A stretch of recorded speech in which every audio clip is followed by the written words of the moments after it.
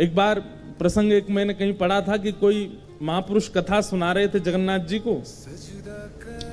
उनकी कथा इतनी रस भरी थी कि लोग बागों की भीड़ लग गई सुनने वालों की। महाप्रभु जगन्नाथ जी भी सुन रहे थे। इतने में ही एक भक्त कीर्तन करता आया। कीर्तनिया जो होता है ना, जो बिल्कुल भाव में कीर्तन करता, वो फिर कुछ देखता थोड़ी है उसका पैर कहां पड़ रहा है, वो कहां गिर रहा है, वो तो चलते जाते हैं। और कथा चल रही थी, श्रोता बैठे थे, जगन्नाथ महाप्रभु सामने खड़े हैं, यहाँ वक्ता बैठ के कथा सुना रहे हैं, इधर सब श्रोता बैठ के सुन रहे थे। इतने वो कीर्तनिया आया जोर जोर से, हरे कृष्ण कृष्ण कृष्ण हरे हरे, हरे राम राम राम हरे हरे, और जोर जोर से कीर्तन करने लगा।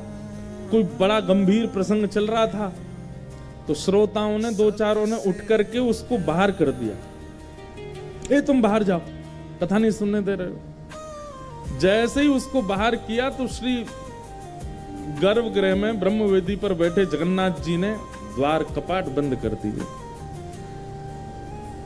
सब घबरा गए, बोले ये क्या हुआ।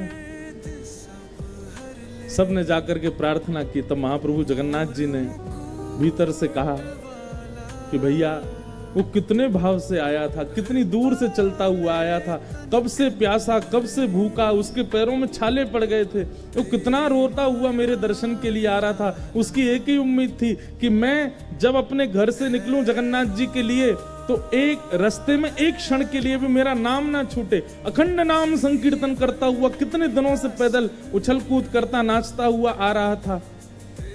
उसने जलपान नहीं किया, उसने भोजन ग्रहण नहीं किया कि मेरा नाम छूट जाएगा। अखंड नाम गाते हुए आ रहा था,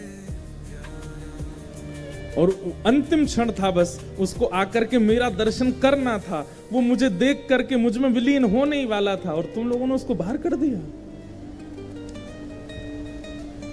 सब ने कहा महाप्रभु जी कथा चल रही थी, कथा में नियम है, बीच में विक्षेप नहीं होना चाहिए।